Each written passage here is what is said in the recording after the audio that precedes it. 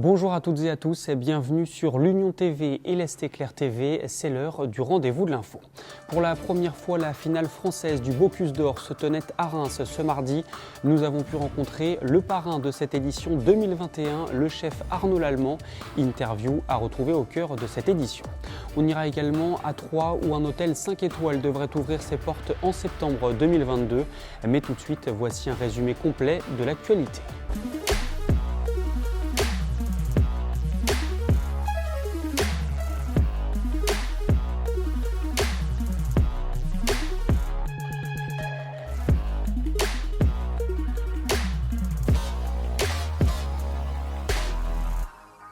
Le procès d'Éric Goubet, ardennais de 55 ans, soupçonné d'avoir tué de 46 coups de couteau sa compagne en 2019 à Givet, s'ouvre ce mercredi devant la cour d'assises des Ardennes.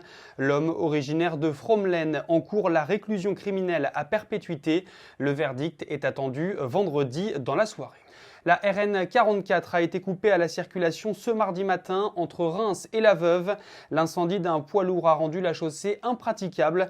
Cette situation a provoqué de gros embouteillages sur le secteur. Certains automobilistes sont notamment restés bloqués près d'une heure dans les bouchons. 18 enfants de l'école de Missy-sur-Aisne sont touchés par le Covid-19. Ce lundi, des cas avaient déjà été identifiés. Conséquence, l'établissement a fermé ses portes ce mardi et pour une durée de 7 jours. La décision a été prise par l'Éducation nationale et l'Agence régionale de santé. Corinne Flamand, gérante de l'entreprise Dewez et présidente de la SPA d'Hirson, est décédée ce lundi après avoir été percutée par un camion. D'après les premiers éléments de l'enquête, le chauffeur aurait manœuvré vers l'arrière sans l'apercevoir. Âgée de 71 ans, elle était la compagne du maire de Fourmies, Michael Hirault. Dans votre journal L'Est Éclair de ce mercredi, retrouvez un bilan de la gratuité hivernale des musées troyens. Elle avait été mise en place en 2012 et depuis, c'est un véritable succès. Pour vous donner un ordre d'idée, les entrées gratuites représentent 40% de la fréquentation globale. Et puis la finale française du Bocuse d'Or s'est tenue ce mardi à Reims au centre des congrès. 6 candidats dont un chef d'origine ardennaise étaient en lice. Le nom du vainqueur n'est pas encore connu au moment où nous enregistrons ce journal. Dès la délibération du jury, l'information sera publiée sur le site internet de l'Union.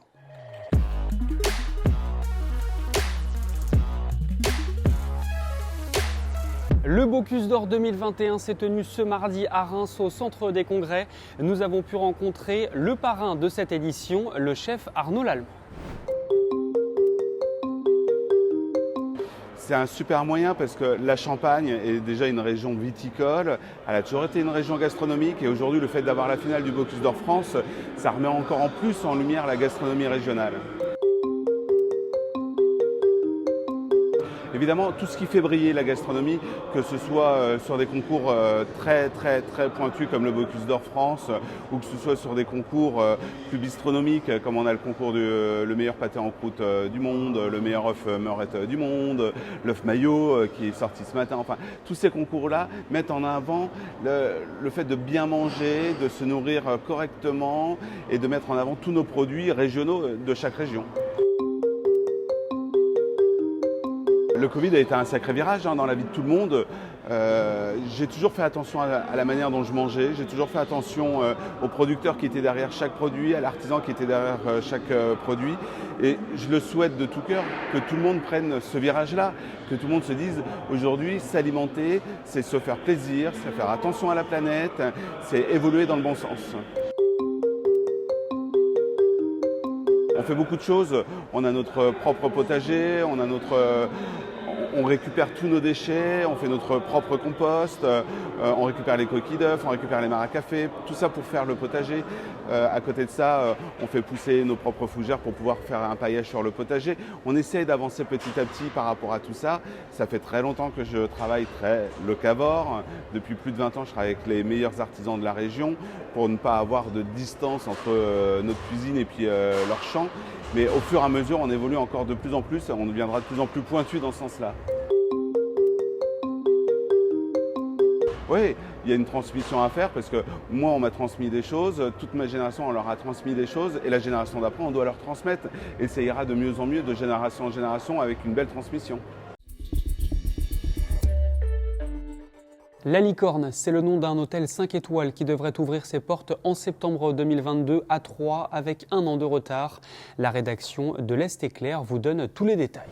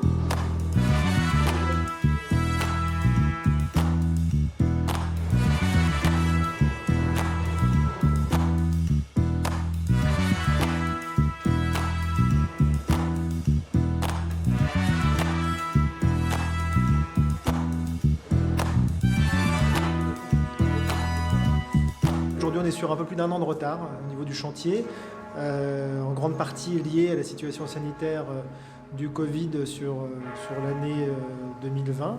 Et aujourd'hui, on accumule un petit peu encore de retard sur les approvisionnements de matériaux qui sont devenus très difficiles et qui désorganisent complètement le chantier.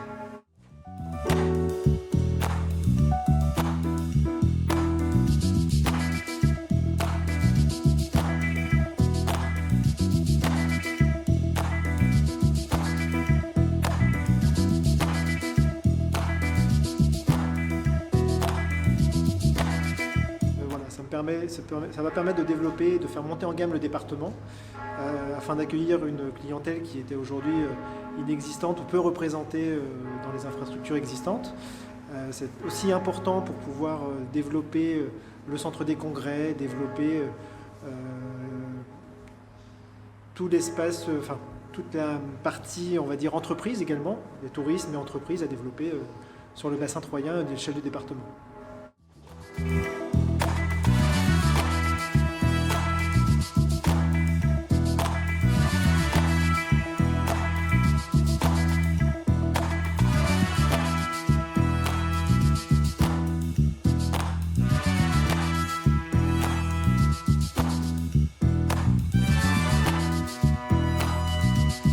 Alors la part en pourcentage de financement, on est à 1/3 de financement apporté par nous. Donc la Banque des Territoires apporte 1/3 des financements aux côtés du promoteur et aux côtés d'autres financiers.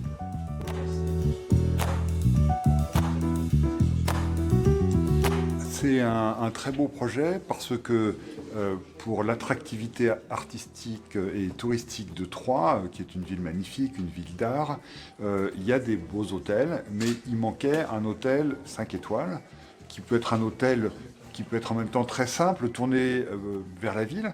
Et le projet de cet hôtel La Licorne, qui est au centre de la ville, sur le site de l'ancienne gendarmerie, nous paraissait répondre à cette nécessité d'améliorer et d'ouvrir la palette d'offres touristiques de la ville.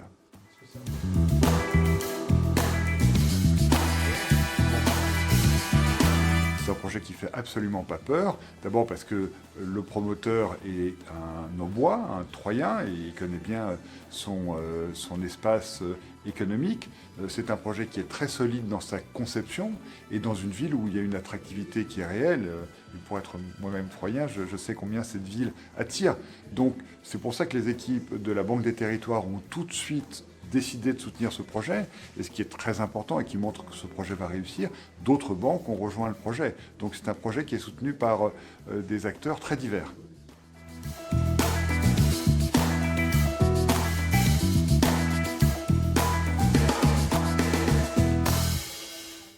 C'est la fin de cette édition. Merci pour votre fidélité. Je vous retrouve ce mercredi à partir de 18h pour un nouveau numéro du Rendez-vous de l'info. Et d'ici là, l'actualité se poursuit sur nos différents sites internet.